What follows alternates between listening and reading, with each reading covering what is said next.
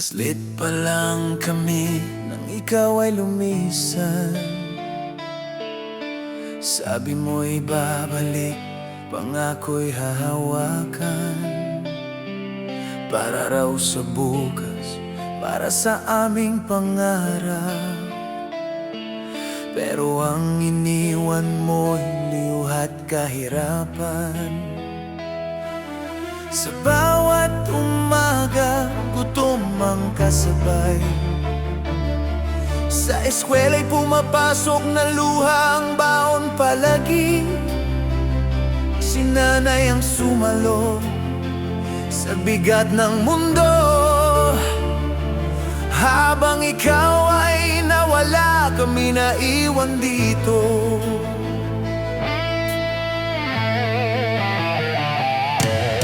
Sa bukid ko nakita ang kanyang mga sugat.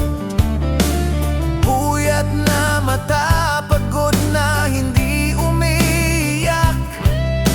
Isang inang pilit bumuo ng tahanan. Habang ikaw, ama, kami pinabayaan.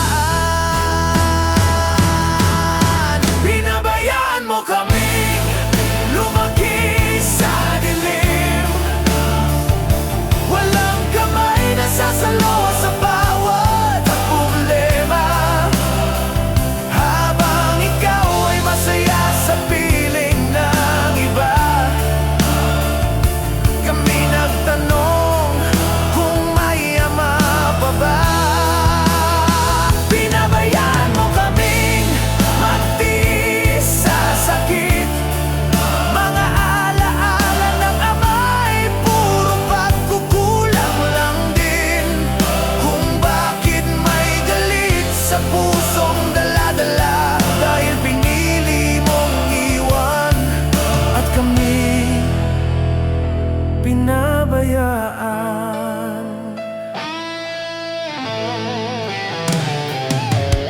Sa bawat programa, sa bawat medalya, walang ama na pumalakpak, si nanay lang ang nariyan. Mga tanong sa isip, hanggang ngayon pasan. Anong klaseng ama ang kayang mang-iwan? Pinili mo ang bago, iniwan ang dugo mo't laman. Iniwan ng mga anak na ikaw ang mundo. Habang kami lumaki sa tanong at hinanakit, ikaw ay nabuhay sa saya, kami sa pait. Anong klaseng tao ka? Anong klase kang ama? Hindi namin hinangad ang marangyang buhay. Gusto lang namin ang presensya mong tunay. Isang ama na tatayo, hindi tatakbo. Pero ang natutunan namin ay mabuhay na may dinaramdam sa puso. Pinabayaan mo kaming lumaki sa dilim. Walang yakap, walang gabay sa bawat hakbang namin. Habang ikaw ay masaya sa piling ng iba, kami nagtanong kung may ama pa ba. Pinabayaan mo kaming magtiis sa sakit. Mga alaala ng ama ay puro pagkukulang lang din.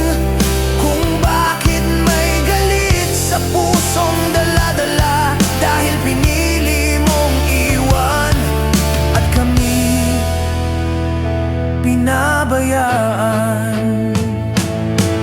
Ngunit sa gitna ng sugat, may aral kaming baon na ang pagiging amay hindi lang pangalan, ito'y paninindigan. Hindi tatalikod, hindi nang iiwan. Hindi pag-iwan sa anak na walang panangga sa mundo. Kung may makakarinig ng kwentong ito, huwag hayaang maranasan ng anak ang ganito. Dahil ang sugat ng iniwang anak ay bitbit hanggang pagtanda. Hindi madaling maghilo, mag-guide. Pinabayaan mo kaming lumaki ng pilit, pero natuto kaming tumayo kahit may hinanakit. At kung darating ang araw na kami maging ama, pipiliin naming manatili hindi tulad mo, Ama.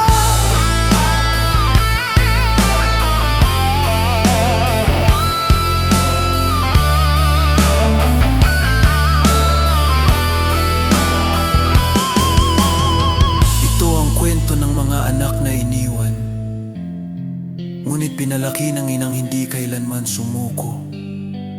Sa mundong maraming amang lumalayo, maging paalala sana na ang pag-iwan ay sugat na habang buhay